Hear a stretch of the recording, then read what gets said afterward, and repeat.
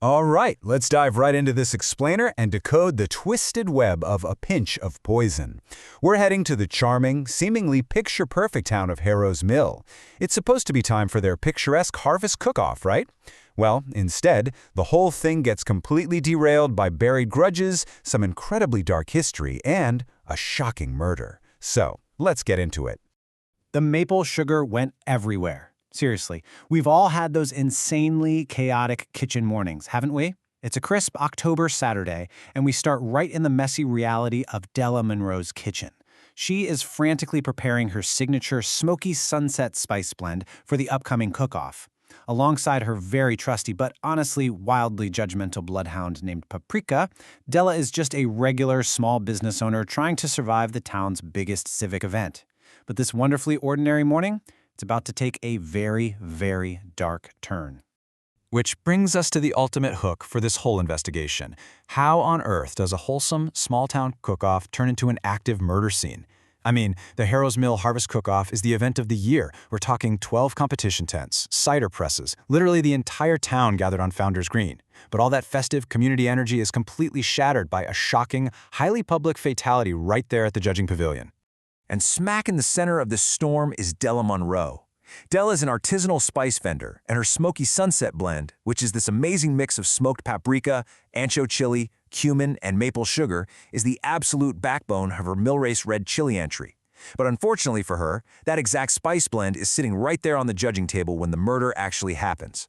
So after facing some subtle pressure and a very not-so-subtle warning from Sheriff Wynn to get a lawyer, Della is basically thrust from being a quiet spice vendor into the role of a desperate amateur detective, especially once her signature chili gets named as a potential murder weapon. So we have to ask, who exactly was the victim? Enter Roland Birch. Birch is a syndicated, theatrical, and frankly, famously cruel food critic. He isn't just hanging out in Harrow's Mill to judge a friendly local chili competition. No, he's actively writing this supposedly definitive book on the Great Lakes food scene. And as we find out pretty quickly, Birch is a guy who built his entire career on ruining other people. His upcoming book actually threatened to expose the town's deeply buried secrets under the guise of a full portrait. Which, makes him a highly dangerous man to quite a few locals. Let's track exactly how this all went down on that Saturday. Birch rolls into the pavilion at 11:30 a.m., projecting his usual extreme arrogance. The official judging kicks off right at noon. Now this is crucial. Birch tastes all 12 entries, sure, but he only goes back for a second taste of 2 of them. Entry number 4, which happens to be Della's, and entry number 9. Then, right at 12:40 p.m., Birch suddenly slumps sideways off his chair and dies. Knowing full well she's the prime suspect, Della has to figure out who actually wanted Birch dead. Like a true investigator, she puts together this index card of locals who all had secret motives to silence him forever. We've got Evelyn Voss, the town matriarch, Marco Pellegrini, a local restaurant owner, Gary Tuck, the town handyman, Loretta Hatch, the reigning chili champion, and Cal Mercer, a newcomer who's restoring the old mill. And guess what? Every single one of them had some sort of shadowy interaction with Birch in the days leading up to the festival. So Della starts poking around, asking questions, and immediately the stakes absolutely skyrocket. Out of nowhere, she gets this anonymous, deeply chilling text message. "Tend your garden, Della. Some things shouldn't be dug up." Yikes, right? Now, this proves she is definitely on the right track, but it also confirms she's being watched. Whoever killed Roland Birch knows all about her amateur investigation and is highly, highly motivated to stop her from digging any deeper. But then, a crucial lab result cracks the whole case wide open and leaves us with a massive question. Why on earth poison Loretta's chili and not Della's? See, the county lab completely clears Della's spice jars. The fatal, plant-derived poison was actually found in entry number 9, Loretta Hatch's chili. Think about it. If someone wanted to frame Della, they would have just poisoned Della's dish. By targeting Loretta's dish instead, the killer was clearly, intentionally creating noise, spreading suspicion as wide as possible to make the investigation utterly chaotic. Now, what's really interesting here is how things shake out when we narrow the field and look at specific grudges and alibis. Marco certainly had the motive. I mean, Birch's cruel review completely ruined his cousin's restaurant, but Marco was entirely alone in his prep kitchen all morning. Cal actually lost his food writing column because of Birch, but he was literally out of town buying timber until 8 a.m. Then there's Gary. Gary was being actively blackmailed by Birch, and Gary's the one who physically carried Loretta's chili to the judging table.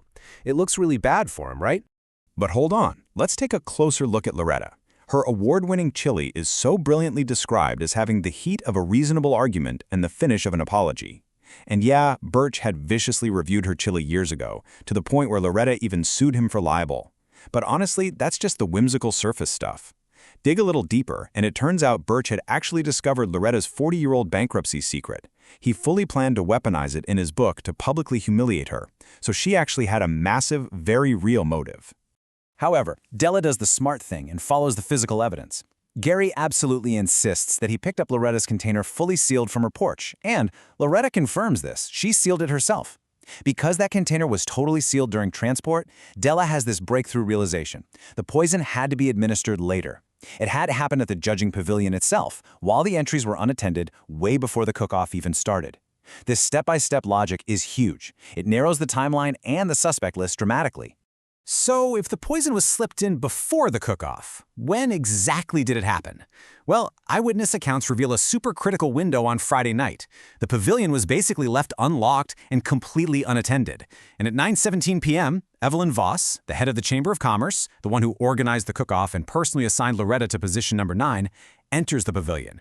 She's in there for 11 minutes. When she walks back out at 9:28 p.m., she's wearing gloves. Gloves she definitely did not have on when she walked in. And this is what brilliantly illustrates the real motive. Guys, it was literally never about the chili. Evelyn Voss had this whole public facade as the town matriarch, fiercely protecting the honorable Voss family name. But Roland Birch had uncovered the hidden truth for his book.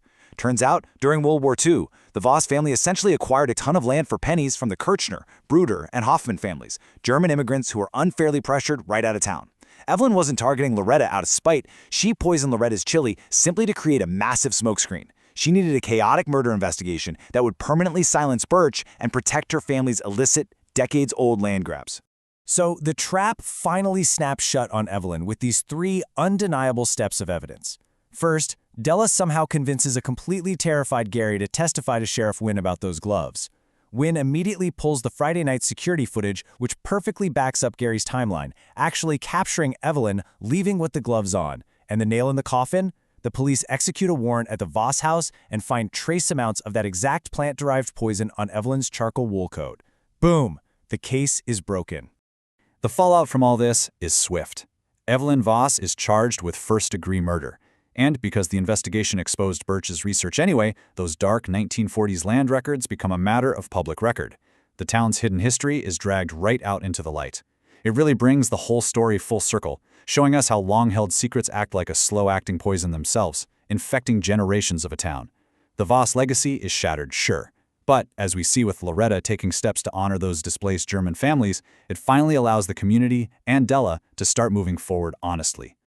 I'll leave you with this final thought to ponder. Does exposing a town's darkest secret destroy its community, or is it actually the only way to truly heal it? Harrow's Mill definitely paid a heavy price in a pinch of poison, but sometimes digging up the past really is the only way to plant a better future. It makes you think about the hidden histories in your own communities, doesn't it? The sheer importance of confronting them. Anyway, thanks for joining me for this explainer, and remember, always keep questioning what lies beneath the surface.